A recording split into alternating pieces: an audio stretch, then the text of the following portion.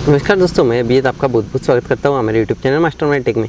दोस्तों ये मेरी सुजुकी SS125 है, उसका इंजन खोला है। तो क्यों खोला है, इसके पीछे का रीज़न था गाड़ी में वैसे तो बड़ा प्रॉब्लम कुछ नहीं था, इंजन नॉकिंग नहीं कर रहा था, एकदम स्मूथ था।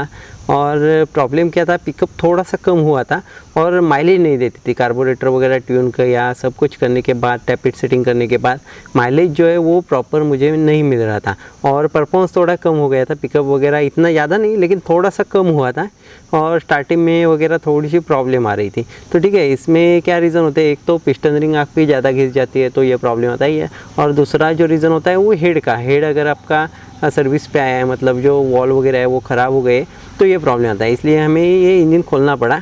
तो इंजन कैसे खोलते हैं आपको एक दिखाता हूँ। सबसे पहले हमने खोल लिया है इसको, लेकिन आपको आइडिया देता हूँ, आपका भी ज़्यादा टाइम वेस्ट नहीं करता हूँ। तो इंजन खोलने के लिए इधर एक स्टड होता है वो निकालना पड़ता है, ये सब कनेक्शन वगैरह वायर का, ब्रेक की जो केबल वगैरह ये सब निकालना पड़ता है। ठीक है, वो निकाल दिया हमने। तो इसके ऊपर जो प्लास्टिक के कवर होते हैं वो निकालने होते हैं। उसमें क्या जो प्लस के जो स्क्रू होते हैं वो होते हैं और 8 नंबर के बोल्ट होते हैं, उसमें कुछ ज़्यादा बड़ी दिक्कत नहीं है। उसके ऊपर ये फ्लोर होता है, इसमें 10 नंबर के 3 बोल्ट होते हैं वो निकालने होते हैं। इसके बाद ये जो 14 नंबर का नट है ये निकालना होता है। तो ये ऐसे ही निकलता नहीं है, घूमता है। तो इसके लिए इस टाइप का जो टूल बनाना पड़ता है, या फिर आपको मिल भी जाता है मार्केट में इसका टूल। ठीक है, ये ऐसे बॉक्स पैनर से निकालना होता है, वो भी हमने निकाल लिया है। इसके बाद जो मेन स्टड के नट है 12 नंबर के वो निकालने होते हैं। ठीक है, टाइमिंग टेंशनर भी निकालना होता है और इधर 10 नंबर के जो बोल्ट है वो निकालने होते हैं। ठीक है, ये सब निकाल दिया है मैंने। तो अभी हम इसका हेड वगैरह निकालने वाले हैं। इसके इधर भी जो स्टड होते हैं या फिर बोल्ट कहते हैं हम जिसे 8 नंबर के, वो भी निकाल दिए। ठीक है, तो इतना सब निकालना होता है। और सुजुकी SS वगैरह जो भी स्कूटर है ना, इसका इंजन क्या है अलग करना पड़ता है गाड़ी से, ये सब खोलने के लिए। तो ये सब खोल दिया है मैंने। ठीक है, ये जो नट वगैरह ये पूरे निकालता हूँ मैं। और ये जो है ये क्या है, ये ऑटो डिकम्प्रेसर है। गाड़ी का जो कंप्रेशन पकड़ता है, कभी कभी स्टार्टिंग में वगैरह प्रॉब्लम आते हैं तो इसके लिए ऑटो डिकम्प्रेसर दिया होता है।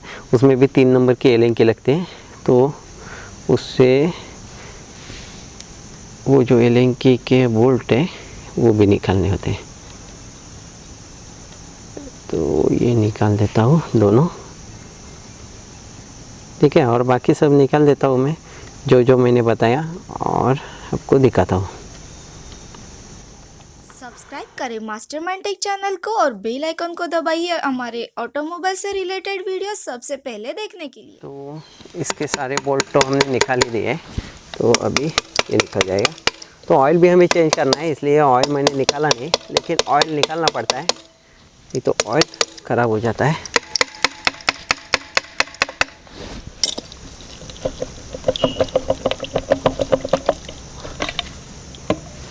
ये देखो, ये पैकिंग वगैरह भी टूट जाता है, तो पैकिंग की भी ज़रूरत पड़ेगी आपको जब भी ये निकालोगे तो। ठीक है, ये पूरा निकल गया। तो ऑयल मुझे पहले निकालना चाहिए था, लेकिन कोई बात नहीं। ठीक है, ठीक है, वो जो नीचे का जो मैग्नेट वगैरह है वो बाद में निकालते हैं। तो अभी ये टाइमिंग चेन है और ये कैम गियर है, वो निकाल लेता हूँ।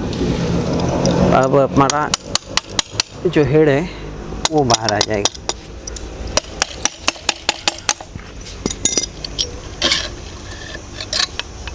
ये देखो, ये हेड में कार्बन वगैरह बहुत ज़्यादा पकड़ा है। ये देखो, मुझे लगता है पिस्टन रिंग का वगैरह प्रॉब्लम हो सकता है। ठीक है, अब हमें हमारा जो सिलेंडर या फिर ब्लॉक जिसे कहते हैं वो निकालना है।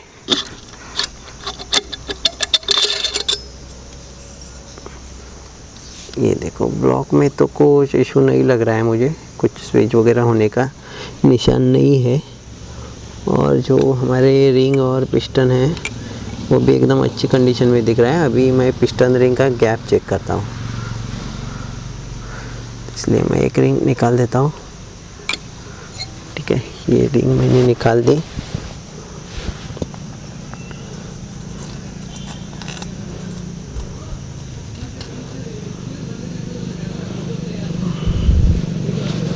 ये देखो, ये पिस्टन रिंग का गैप है ना, कैमरा में देखना थोड़ा मुश्किल है, एकदम कम है गैप। एकदम ठीक ठाक है। हमारा जो बाल होता है ना उससे भी थोड़ा कम है ये गैप, ये देखो। तो इतना गैप होना चाहिए, इससे थोड़ा बड़ा होता है तो भी चलता है, तो भी कुछ इशू नहीं है। तो हमारा जो सिलेंडर हेड है या और पिस्टन है एकदम प्रॉपर है। तो ये जो फॉल्ट है ये हमारे हेड का ही है, तो हमें हेड इसका सर्विस करना पड़ेगा। तो हेड भी हम अभी सर्विस करेंगे और बाकी ये नीचे का जो कैसे निकालना है वो दिखाता हूँ आपको। तो ये मैग्नेट का नट निकालने के लिए क्या, ये 26 नंबर का जो स्पैनर है वो अंदर से मैग्नेट को लगाना पड़ता है, ये देखो यहाँ से। और ये 22 नंबर का या फिर लंबा वाला बॉक्स बना चलता है इसमें। तो इससे भी थोड़ा मुश्किल होता है, एकदम इजीली आता नहीं है क्योंकि ताकत से निकालना होता है इसमें पाइप वगैरह डाल के। तो वो हमने निकल गया। अब हमें सॉरी मैग्नेट का नट तो निकल गया, अभी हमें मैग्नेट निकालना है। तो मैग्नेट निकालने के लिए पुलर लगता है, तो पुलर से एकदम सेफली निकल जाता है मैग्नेट। लेकिन हमारे पास इसका पुलर अवेलेबल नहीं, तो पुलर अवेलेबल नहीं तो ऐसा पाइप लेना है हमें और इधर ऐसे हथौड़ी से मारना है। ये वैसे सेफ होता है, उसमें कुछ दिक्कत नहीं रहती। ये देखो ये मैग्नेट इजीली बाहर आ जाता है। एकदम ज़ोर से भी नहीं मारना है, ज़ोर से मारोगे तो प्रॉब्लम आ सकता है, धीरे धीरे मारना है, ठीक है। एकदम इजीली आ जाता है, इसमें कुछ और ज़्यादा डेंजरस भी नहीं है, ये एकदम सेफ तरीका है, ठीक है। ये मैग्नेट आ गया। तो अब हमें क्या करना है, ये जो ऑयल पंप का कवर है ये निकाल दिया है हमने, ये निकाल दिया, ठीक है। इसके बाद हमें ऑयल पंप निकालना है। आप बोलोगे हेड का काम था तो ये किस लिए खोला, तो ये खोलने के पीछे का रीज़न है हमें टाइमिंग चेन भी बदलनी है, क्योंकि टाइमिंग चेन का थोड़ा सा आवाज़ आ रहा है क्योंकि बहुत पुरानी हो चुकी है गाड़ी, चल भी बहुत चुकी है, ठीक है। तो स्पीडोमीटर भी एक दो बार चेंज हुआ है इसका, इतनी चली है, ठीक है। शायद इससे पहले भी इंजन काम हुआ होगा इसका, अभी कुछ बताना मुश्किल है वैसे। तो मेरे ख्याल से तो पहले इंजन काम हुआ है, तो मैंने ये सेकेंड ली थी। तो टाइमिंग चेन थोड़ी नॉइज़ कर रही थी, इसलिए टाइमिंग चेन भी हम इसकी चेंज करेंगे। तो अभी ऑयल पंप ये इस तरह निकाला जाता है, ये देखो पहले स्क्रू निकालना। कुछ लोग क्या करते हैं, ये लॉक निकालते हैं उसके बाद खींच के वगैरह निकालते हैं। उससे क्या होता है, जो हमारी ऑयल पंप की चेन होती है ना वो डैमेज हो जाती है, स्प्रोकेट भी बेंड हो सकता है। तो जो हमारा जो ऑयल पंप है ना, ये निकालने का ये सही तरीका होता है, ये देखो इससे एकदम ईजीली आ जाता है। इसलिए कंपनी ने ये होल दिए होते हैं, ठीक है, ताकि आप जो स्क्रू है ये स्प्रॉकेट निकाले बिना निकाल सके, ठीक है। ये ऑयल पंप हमारा आ चुका है, ऑयल पंप एकदम प्रॉपर कंडीशन में है, ऑयल पंप की कोई दिक्कत नहीं है हमारी गाड़ी में, ठीक है। इसके बाद साफ कर लेता हूँ और ये टाइमिंग चेन हमारी आ जाएगी। ये देखो ये इधर से जो भी है ये सिर्फ हमें टाइमिंग चेन के लिए निकालना पड़ा, बाकी कुछ अगर आपको हेड का काम करना है तो ये निकलने की ज़रूरत नहीं रहती। ये हमारी पुरानी टाइमिंग चेन, ये यहाँ से देखोगे तो थोड़ी बहुत घिस चुकी है, ठीक है। तो इसको अभी हम चेंज करने वाले। तो अभी टाइमिंग चेन में लेके आया हूँ और आपको क्या अरे सुजुकी एसएस और हीरो की टाइमिंग चेन, अरे हीरो की टाइमिंग चेन गलत लेके आए हो, नहीं लेकिन सही लेके आए हो, क्योंकि ये जो हमारी सुपर स्प्लेंडर होती है ना उसकी टाइमिंग चेन है और सुजुकी एसएस सुपर स्प्लेंडर की टाइमिंग चेन एकदम कॉमन होते हैं, कुछ भी उसमें डिफरेंस नहीं होता, सिर्फ कंपनी का डिफरेंस है। और ये हीरो की टाइमिंग चेन हमें ओरिजिनल 250 में मिलती है और आप सुजुकी एसएस की ओरिजिनल लेने जाते हो तो 375 रुपीज़ कुछ उसकी कीमत है, उसके आसपास। तो आपके 100 रुपये वगैरह बच जाते हैं, 100-150 रुपये बच जाते हैं इसमें। और ये हीरो की टाइमिंग चेन इजीली अवेलेबल हो जाती है। सुजुकी के स्पेयर पार्ट का क्या थोड़ा सा प्रॉब्लम है, मार्केट में ज़्यादा सुजुकी के स्पेयर पार्ट अवेलेबल नहीं होती, ठीक है। तो सुजुकी की लगा सॉरी हीरो की लगानी है आपको, ठीक है। हीरो की टाइमिंग चेन दिखाता हूँ, सुपर स्प्लेंडर की टाइमिंग चेन है ये, ठीक है।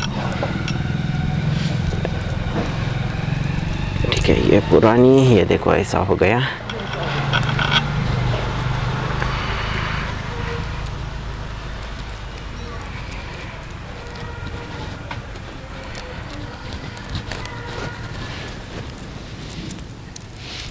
एकदम same to same timing chain है, आप गिन के भी देख सकते हो इसके जो दांते कहते हैं हम इसको, ठीक है। एकदम proper same to same timing chain हमें सुपर स्प्लेंडर कहते हैं, ठीक है।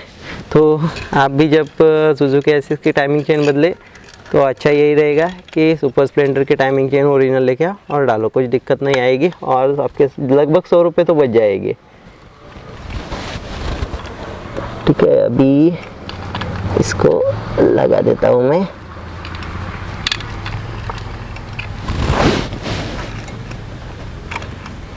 ये देखो ये लग गई।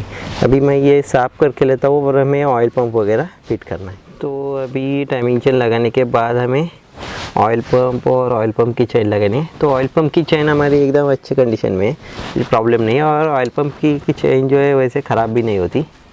ठीक है, तो वही हमने साफ़ करके लगा दिए।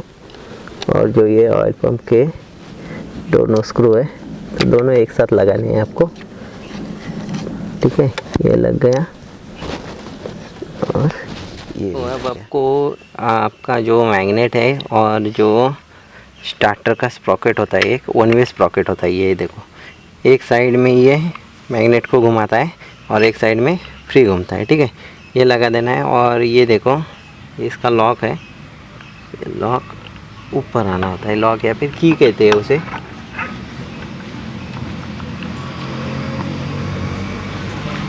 ठीक है, इसको अच्छे से लगा देना। तो ये लग जाने के बाद इसके ऊपर ये जो इसका नट है ये लगा देना है। ठीक है, ये टाइट करके लूँगा मैं बाद में। ठीक है, इसके बाद ये गियर आता है एक स्टार्टर का, ये पहले लगा देना है, उसकी पिन बाद में लगा देनी। ये लग गया। इसके बाद इधर पैकिंग लगा के लेता हूँ और हम फिटिंग करेंगे। सबसे पहले ये टाइट करके लेता हूँ। ये हमारी सब फिटिंग हो गई है एकदम प्रॉपरली। ठीक है, इसके बाद हमने पैकिंग लगाया और पैकिंग के दोनों साइड से ग्रीस लगाना है हमें। तो ग्रीस लगाते हैं तो एकदम पैकिंग अच्छे से बैठ जाता है। कुछ लोग क्या उसमें ग्लू वगैरह आता है वो डालते हैं, मतलब 3 बॉन्ड का वगैरह जो ट्यूब आती है ना चिपकाने की, वो लगाते हैं। लेकिन उससे अच्छा तरीका ग्रीस का है, ग्रीस से एकदम प्रॉपरली फिटिंग हो जाता है। ये नट भी हमने टाइट कर दिया और ये कवर वगैरह साफ़ कर दिया जो पुराना पैकिंग वगैरह था वो। और अभी हम इसको लगाने वाले हैं। और लगाने से पहले ये दोनों डॉवल है ये चेक करने हैं। ये अगर गिर वगैरह जाते हैं तो क्या लीकेज होने की संभावना रहती है, तो वो चेक करने हैं। ये देखो 2 डॉवल, इधर एक लगता है इधर एक लगता है। ठीक है,